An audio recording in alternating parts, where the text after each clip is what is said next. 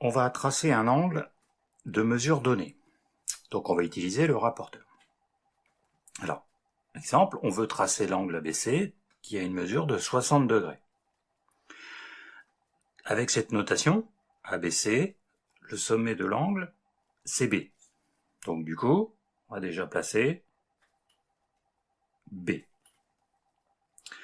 Ensuite, on va tracer un côté de l'angle, peu importe où on trace, donc on trace un côté de l'angle, donc une demi-droite. Du coup, on va pouvoir placer le point A. Donc on a tracé la demi-droite BA, premier côté de l'angle.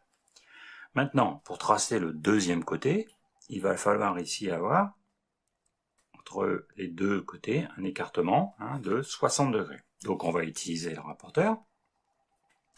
On va centrer, mettre ici, là, au centre du rapporteur, le sommet de l'angle. Donc on y va, sommet de l'angle. Et ensuite, avec mon côté, je vais aligner le côté de l'angle avec un zéro de mon rapporteur. Donc ici sur mon rapporteur, j'ai deux zéros, ici et là-bas. J'ai deux systèmes de graduation.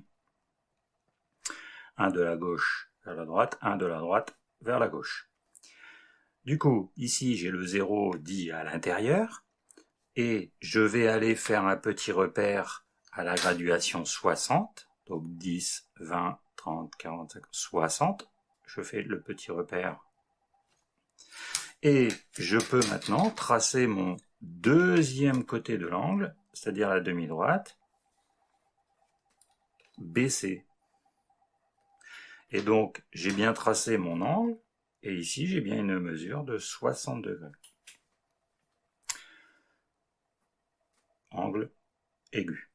Donc, je vérifie bien que je ne me suis pas trompé, j'ai bien un angle aigu, plus petit que 90, donc voilà, plus petit que 90 degrés. Deuxième exemple, l'angle est resté 134 degrés, donc sommet, c'est le point central, c'est S, donc point S. Je trace ensuite un premier côté, voilà, donc la demi-droite SR, et comme tout à l'heure, sommet S, donc je vais centrer mon rapporteur sur S, je vais aligner le côté avec un 0 de mon rapporteur,